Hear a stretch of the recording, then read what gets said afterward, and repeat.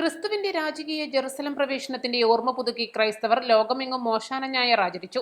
ക്രിസ്തുവിന്റെ പീഡനാനുഭവ ഓർമ്മകളുമായി വിശുദ്ധവാരത്തിന് തുടക്കമായി. കഴുതപ്പുറത്തേറി വന്ന യേശുവിനെ രാജാവായി ജെറുസലേം ദേവാലയത്തിലേക്ക് ആനയിച്ചതിന്റെ ഓർമ്മ പുതുക്കിയാണ് ക്രൈസ്തവ വിശ്വാസികൾ ഓശാന ഞായർ ആചരിച്ചത്.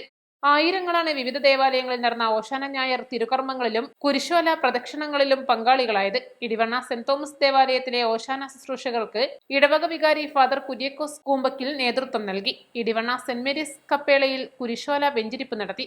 തുടർന്ന് കുരിശോലകളുമായി വിശ്വാസികൾ ദേവാലയത്തിലേക്ക് പ്രദക്ഷിണമായി എത്തിച്ചേർന്നു. തുടർന്ന് നടന്ന ദിവ്യബലിയിലും ഇടവക സമൂഹം പങ്കാളികളായി. നിലമ്പൂർ ലിറ്റിൽ ഫ്ലവർ ഫെറോണ ദേവാലയത്തിൽ നടന്ന കുരിശോല വെഞ്ചരിപ്പിനും കുരിശോല പ്രദക്ഷിണത്തിനും ദിവ്യബലിക്കും ഫെറോണ വികാരി ഫാദർ സെബാസ്റ്റ്യൻ പുത്തേൽ നേതൃത്വം നൽകി.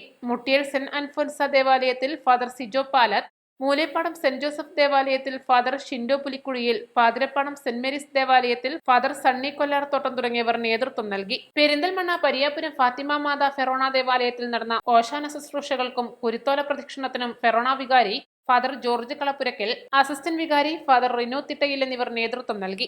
യേശുദേവന്റെ അന്ത്യസ്മരണയിൽ ഏപ്രിൽ 2 പെസഹ വ്യാഴം ആചരിക്കും. 3 യേശുവിന്റെ കുരിശുമരണത്തിന്റെ ഓർമ്മ പുതുക്കി ദുഃഖവെള്ളി ആചരിക്കും. ആയിരങ്ങൾ പീഡനാനുഭവ സ്മരണയിൽ നടക്കുന്ന കുരിശിന്റെ വഴിയിൽ പങ്കാളികളാവും. 50 ദിവസത്തെ നോമ്പാചരണത്തിന് സമാപനം കുറിച്ച് യേശു ക്രിസ്തു കുരിശുമരണത്തെ കീഴടക്കി ഉയർത്തെഴുന്നേറ്റതിന്റെ ഓർമ്മയിൽ ഈസ്റ്റർ ആഘോഷിക്കും.